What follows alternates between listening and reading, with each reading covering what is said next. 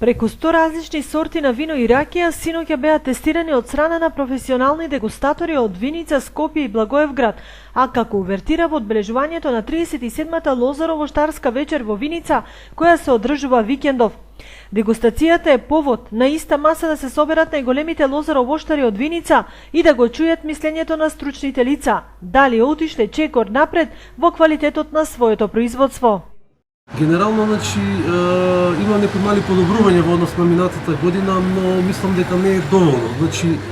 Иако винечкото виногорие се покажа дека има голем потенцијал во поглед на квалитетот на грозието, но сепак лозаровоштарите не го искористуваат тој потенцијал. Малце се уште затворени, со недоверба гледаат на некои новитети што постојат во областта на енологијата. Има една мана генерална на мнозинството од вината, тоа е дека не се доволно заштитени од оксидации од процес на расипување на виното. Постојат и кај црвените, кај белите, може да се приметат по неколку вина кои што отскокнуваат од просекот, но кои што се гледа дека луѓето посветиле време, енергија и нешто ново примениле.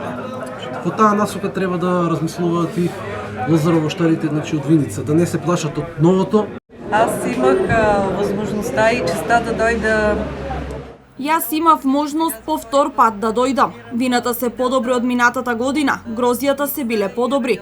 Секој реон си има традиција и тука има традиција да се прави убаво вино.